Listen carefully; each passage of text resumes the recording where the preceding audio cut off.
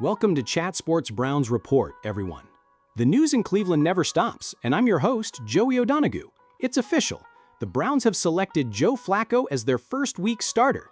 We'll cut it up, discuss the reasons we appreciate this move, which will be against the Cincinnati Bengals division foe. Joey O will be hosting the viewing party for Joe Burrow versus Joe Flacco on Sunday, September 7. Be sure to be present for it. However, I believe it's a wise choice, folks. The fact that Cleveland is starting with former Joe Flacco excites me. Indeed, Flacco himself was beginning to hint that he was feeling comfortable about it on August 13th. To be honest, the past few weeks have been fairly good for me, he remarked. I've been able to increase my reps, settle in, and feel like I'm performing at a fairly high level. Additionally, we are confident that Flacco can perform well for Cleveland. Does anyone recall the incredible 2023 playoff run led by Joe Flacco? Concluded the regular season with 4, and one of those was a start, and he received around 5 starts. Ladies and gentlemen, 2 years ago, we witnessed the Browns in the playoffs. Therefore, I do believe that the Browns would be better off having Joe Flacco, the veteran, start at quarterback for Cleveland and allow all of the other young quarterbacks in the room to learn from him. From a man who has won a Super Bowl MVP award, and is still playing well in the league 10 years later. However, I'm interested in your opinions. Are you eager for Flacco to make his debut? For yes, type Y. For no, type N. Do you believe Gabriel Pickett or Shedeur should be chosen, or are you of the opinion that Joe is the best candidate for the position in the first week? Tell me in the comments section. Folks, there's more news from Cleveland. Today, Monday, Isaiah Bond formally signed a contract with the Cleveland Browns. It is a 3-year agreement worth $3.018 million that is fully guaranteed.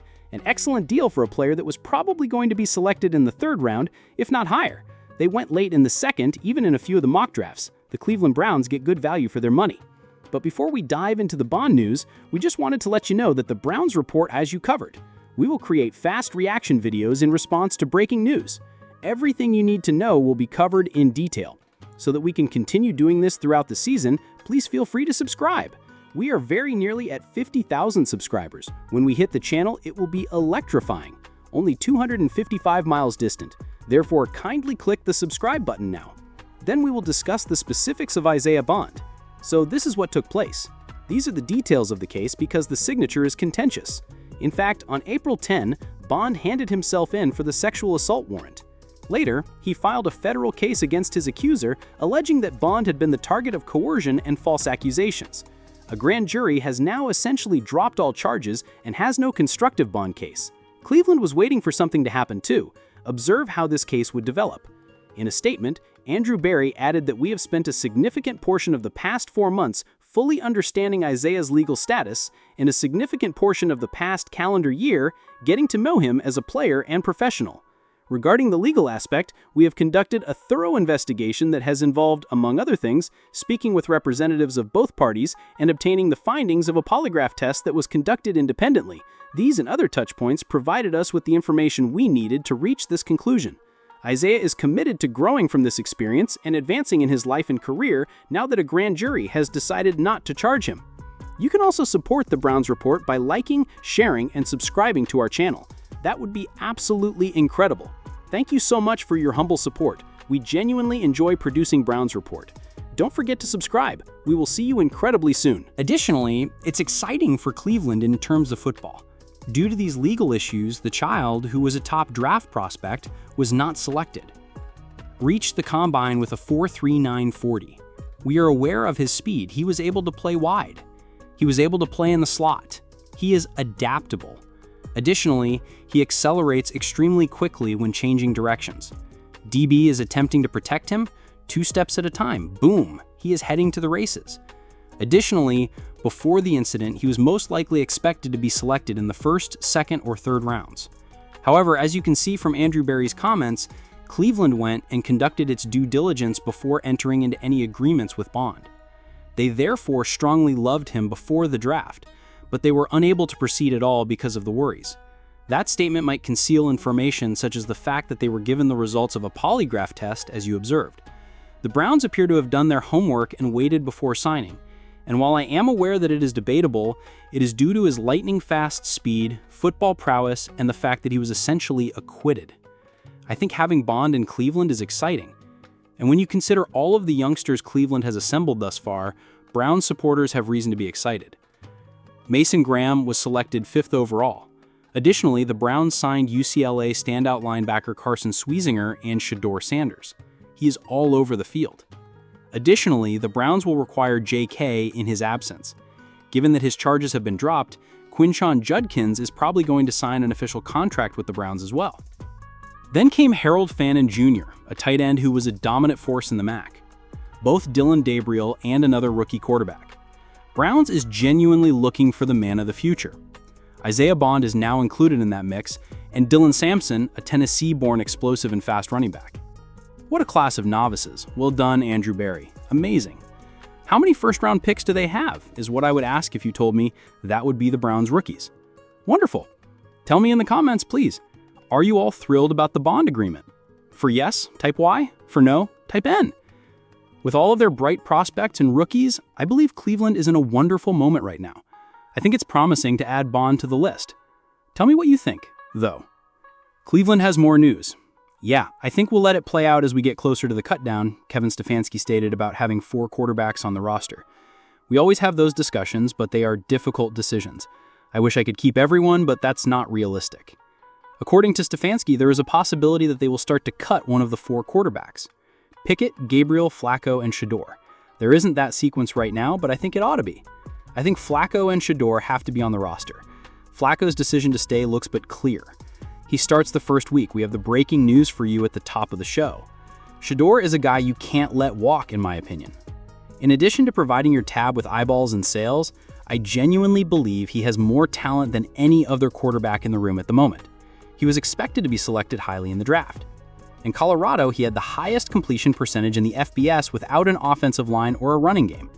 He's gifted. He plays football well. He's right. Hold on to him. Cleveland, please don't allow Baker Mayfield, another potential franchise player, to walk free. I think you need those 2. Gabriel, one of them, will have to leave if you pick it. Additionally, Stefanski expressed his optimism that Sanders will receive more reps this week. And Shedeur will play against the Rams on Saturday of next week. Given how electrifying the first week was, that should energize Browns supporters. Observing the child is entertaining. Seeing him is entertaining. For Browns supporters, seeing more of Sanders is welcome, and I hope he remains one of the quarterbacks on the team. However, Stefanski makes it clear that cutting one of them is a possibility. Which quarterback from the Browns would you replace? Tell me in the comments section. Which of the top 4 would you cut if you had to do so right now? I'd like to know. We will discuss it. Ladies and gentlemen, more news. It keeps going. Another well-known figure associated with Cleveland, the Panthers, Browns, and Colts are among the teams that have shown interest in trading for Trey Hendrickson, Jordan Schultz recently tweeted. He adds that it will be difficult to add Trey Hendrickson to your squad, and that an in-state trade is quite unlikely. Cincinnati is thought to demand a draft selection and a significant talent in exchange. Cleveland answered the phone, but I don't think this transaction will be finalized. Trey Hendrickson is a target for the Browns. Why not? Hendrickson truly is a monster. Last season, he led the league in sacks, 17.5 bags. You know who came in second? Myles Garrett, our guy, 14 sacks. Danielle Hunter, Kyle Van Noy, and Nick Bonito complete the list. However, Cleveland is being associated with the top 2. Thankfully, Myles Garrett is still listed and hasn't been let go. However, the Browns are answering Hendrickson's phone. He recorded 17.5 sacks in 2023 in addition to the previous season. Since joining the Cincinnati Bengals, our division rivals in the NFL, Hendrickson has been an absolute monster. Additionally, I believe that having Myles and Hendrickson on the same team would be completely unbelievable. However, I'm not advocating for Browns supporters to go all in. I don't believe that an agreement will be reached. Cleveland doesn't need to make the deal at this time, in my opinion.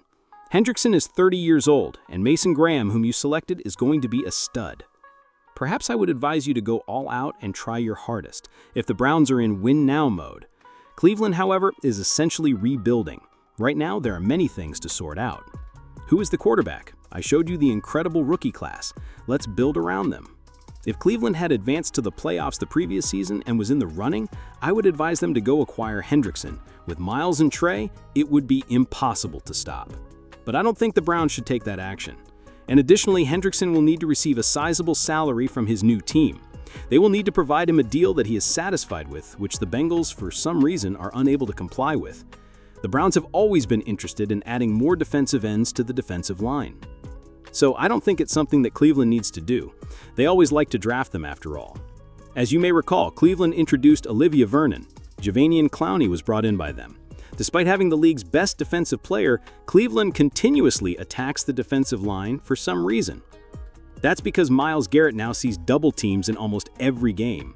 He can't seem to go a snap without getting double teamed. Having two outstanding defensive ends is a recipe for disaster. Eventually, the game is over if anyone allows Myles to go one-on-one with a left tackle. When he reaches the quarterback, he sacks them. So, even though it would be great to dream about, I don't think it's a deal because Cleveland will be giving up a lot of draft selections and young talent for when they have a fantastic class of rookies. And rebuilding. You're a real one, people, if you watch the entire video. We love you. Thank you for your contribution to the Browns Report. To let me know that you stayed to the end, feel free to hit the like button. I'll go check, and I'll be grateful. As previously stated, we have you covered for everything Browns that occurs on the channel. So we sincerely appreciate your attention and hope to see you again soon.